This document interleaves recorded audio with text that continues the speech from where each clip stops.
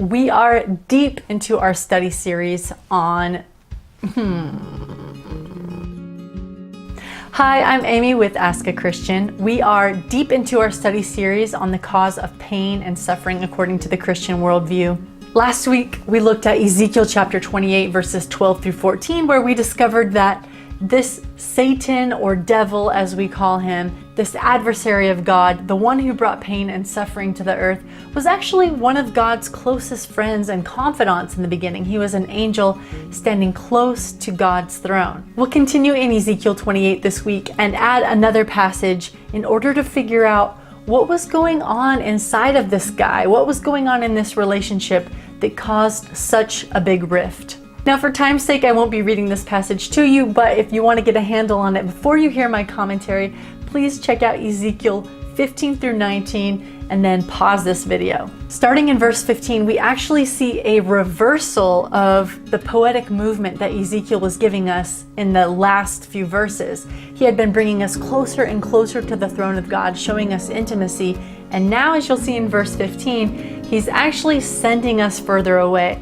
Speaking about the Satan, Ezekiel says that this covering cherub was created good, but that something happened and now wickedness was found in him. Now, verse 16 shows us the first outward signs of what was happening internally. It says that through his widespread trading, this angel sinned. What is trading, you ask? Well, if you have a Trader Joe's near you like I do, it doesn't seem that foreign, but trading is buying or selling. In fact, the Hebrew word is rekula, which means merchandising or trafficking.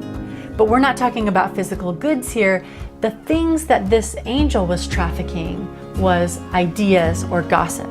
We still kind of subscribe to that today because when somebody tells you something that you don't believe or tries to bring up something that you don't think is going to work, you say, I'm not buying that. The rest of verse 16 explains that after hearing about his false trading, God removes him from his elevated position near the throne.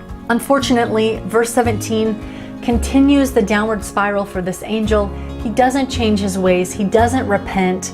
It says that his wisdom, his actual reasoning capabilities have been corrupted because of his pride and splendor, and he goes completely rogue. The Bible then says that this being was cast to the earth, which could either mean the ground or this planet Earth. And we'll put that on pause for a minute, but in the next video, I want to give you evidence that it was to this planet Earth. Verses 18 and 19 aren't a necessary part of this discussion, but I just want to let you know so we can finish out the story that these are prophetic. They're letting us know what is going to happen to this enemy in the end. So in this chunk of Ezekiel, this lament, God is saying, I made you perfect, and I brought you close, close, close into my inner circle, into my confidence.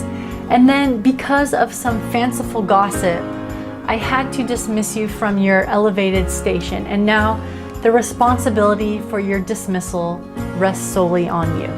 I want to take you to one more passage now to show you what we think was going on in Satan's mind during his rebellion. I want to take you now to Isaiah chapter 14, verses 12 through 15.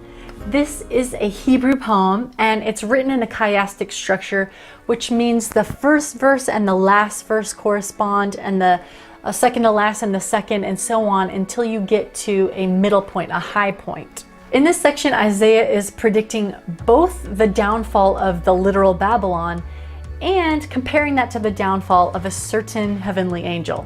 I'm sure you'll notice if you even just glance at this poem that there are a bunch of I will phrases, 5 to be exact. The middle verse is, of course, the highlighted portion of the chiastic structure, and it reveals the depth of Satan's mind and his heart during this rebellion. According to these verses, his downfall was his pride and jealousy. He wanted to sit on God's mountain, ruling his people. He wanted the praise and the glory and the worship that was due only to the Creator. He, the created being, wanted the power of the Creator. Now, up until this point, we have a good God who created a good world and said that an enemy came to screw it up. We found out that that enemy, also called Satan and the devil, had originally been very close to God, one of the cherubs who was standing close to his throne. We now find out that it was his own pride, his own ambition, his own splendor that kind of clouded his mind to what he wanted out of life. Ambition for the sake of good is never a bad thing, but in this case, he wanted the power of God without having the responsibilities of God. He thought that he could rule better than God could. Thank you for studying along with me today. If you haven't already, come check out our Facebook page, Ask a Christian Friend, where you can get in on discussion, check out upcoming events, and get prayed over live every week. As always, I'm wishing you joy and peace for your journey. See you next time.